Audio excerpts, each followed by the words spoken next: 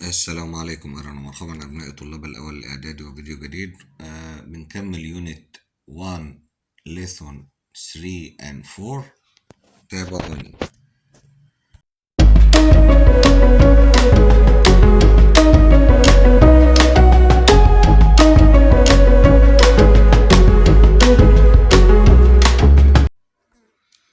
Lesson 3 Ancient Buildings. Ancient means very old. ancient بمعنى قديم. هنا المباني القديمة. student book page 8 في كتاب المدرسة، ده صفحة 8. البري ريدنج بيقول لنا how often did you visit ancient places. how often بتسأل طبعا على عدد المرات. احنا اخدنا في الفيديو اللي فات past simple tense الماضي البسيط. المفروض النهارده present simple tense المضارع البسيط اللي هو طبعا the first form of the verb او التصريف الاول للفعل. read the information about an ancient building in Egypt. هنبدأ نقرأ معلومات عن المبنى اللي احنا شايفينه اللي هو The Temple of Edfu، معبد إدفو. The Temple of Edfu is an ancient Egyptian temple in the town of Edfu. The town is on the west bank of the river Nile between Luxor and Aswan.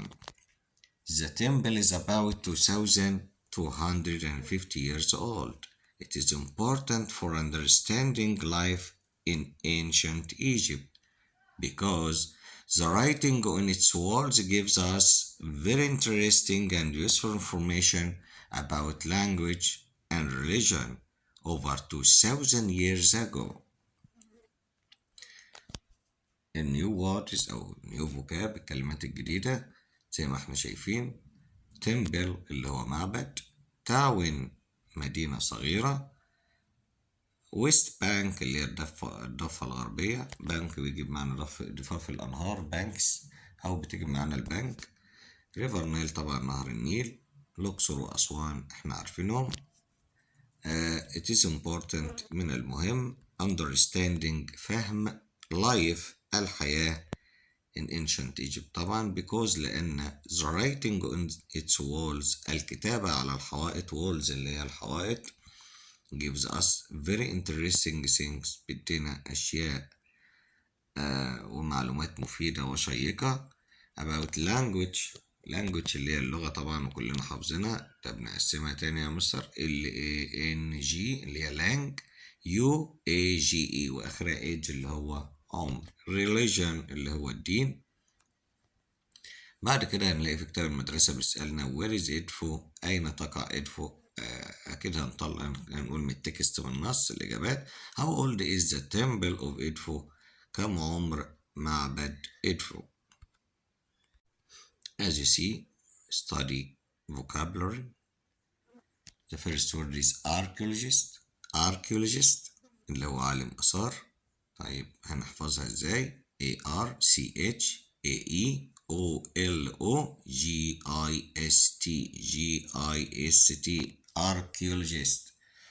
ARCHAEOLO مقاطع GIST، والكلمة اللي آخرها IST بتبقى جوب وظيفة. archaeologist عالم آثار. بانك ضفة النهر. بري يعني يدفن. كير رعاية أو عناية. ودي كلمة جديدة كاتاكام هنحفظ آخرها كلمة قام اللي هو يمشط أو مشط، ولكن هنا كاتاكام اللي هو سرداب الموتى. ديد ميت. effect تأثير. friendly ودود. helpful متعاون. كلمة جديدة obelisk اللي هي المسلة. religion الدين أو الديانة. repair اللي هي fix اللي هي mend يصلح أو إصلاح. solution حل. smart stitch ناخد بالنا مش sound تمثال. structure البناء. temple معبد. tunnel نفق.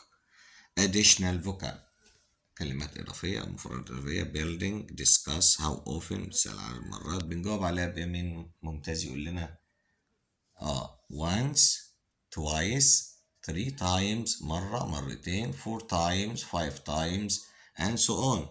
ممكن نقول sometimes، never. كل ده ممكن نجاوب بها على how often. information، identify، idea، model، pray يصلي، present يقدم أو a present لهدية، special مميز، stone حجر، the temple of Edfu معبد إدفو، tourist سائح، آخرها IST اللي هي الجوب أو الشخص البيرسون، tourist سياحة أكيد انتوا عارفينها، tourism، underground تحت الأرض أو نفقي، understanding الفهم، weather الطقس، wind الرياح، pity شفقة، ودايما بنقول what a pity يا له من شيء مؤسف.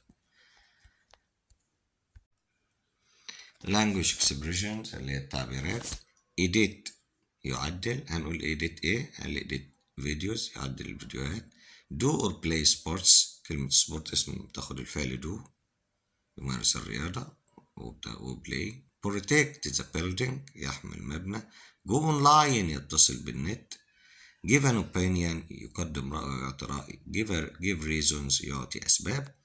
نيجي للبروبوزيشنز وحروف الجر، at the top، at the bottom في القمة وفي القاع، cut away يزيل أو يتآكل، look after يعتني بيه، important for هام on the west bank of على الضفة الغربية، problem with عنده مشكلة، think over think about، walk around يتجول، what type of what kind of what sort of كلها ما نوع، يبقى كلمة type بتساوي كلمة kind kind بتساوي كلمة sort sort. work on building or structure يعمل في مباني، made of مصنوع منه بنجيب بعدها الماتيريال، made of wood made of paper made of plastic. conjunctions of irregular verbs الأفعال غير المنتظمة احنا كلنا حافظينها أكيد، buy bought bought، find found get up got up got up، send spent spent. الwords والopposites، active the opposite or antonym is lazy عكس active أكيد lazy، ancient modern، bad for ضار good for مفيد، difficult صعب easy سهل، interesting شيق، boring ممل، useful useless مفيد وعديم الفائدة، unfortunately وfortunately لسوء الحظ ولحسن الحظ.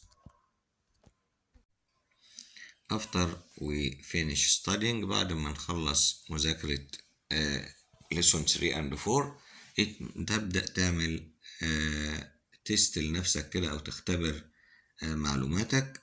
هنروح لسؤال اللي تشوز اللي موجود معانا، choose the correct answer from A, B, C or D. number 1 today is a space day because it's my mother's birthday. هنا keyword mother's birthday عيد ميلاد الأم، أكيد كلنا هنقول a special day يوم مميز أو يوم خاص.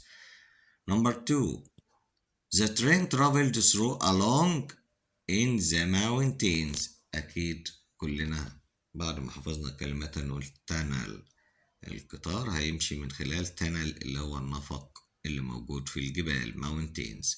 3 tourists like to take photographs next to the السياح هيصوروا صور بجوار obelisk اللي هي المسلة. 4 we need a space to this problem who can help محتاجين ايه بالمشكلة. the correct answer letter C solution. يعني ايه يا شباب solution؟ حل. طب نحفظها SOL SOLU واخرها شان TION. the last one number 5 I like sitting by the of the river. خلاص وصلت ما كملش الجملة. the river يبقى bank of the river ضفة النهر. هنا keywords يبقى بنشتغل بالkeyword.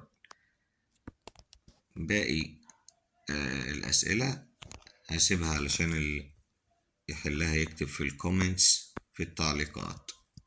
Best regards, good luck. لا تنسوا الاعجاب بالفيديو والاشتراك في القناة.